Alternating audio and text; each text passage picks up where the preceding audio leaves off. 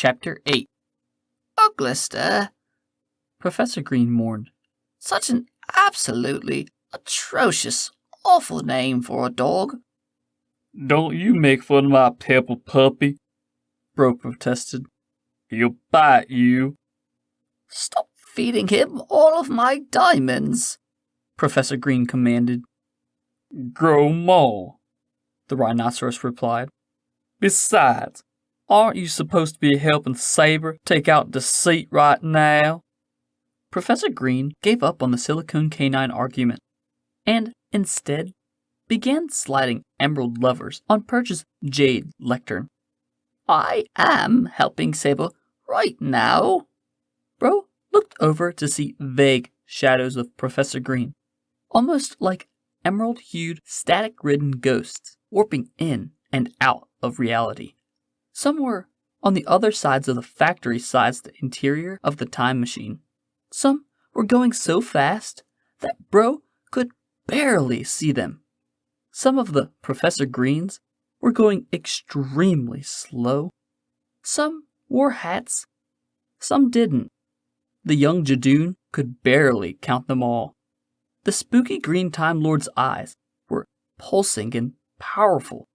I'm actually in several places at once right now. Thousands, actually.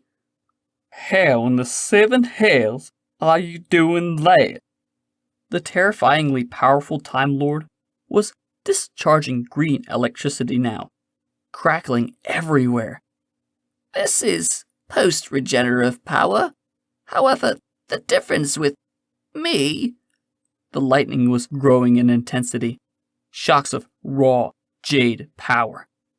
The emerald ghosts of Professor Green were multiplying.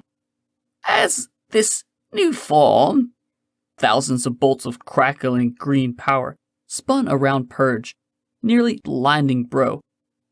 I get to keep it. Permanently. Professor Green snapped his fingers.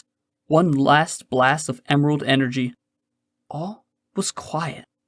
All was still. The thousands of rushing green chronarchs had merged. Bro shook his head. What just happened? The rock dog barked at Professor Green. He bent down, smiled, his eyes and power levels having returned to normal. Well, you two aren't easy to impress, are you? The rhinoceros shrugged again. I don't get it, Doc. The man in green shook his head. Don't call me Doc. We have to go pick up Saber. We are arriving.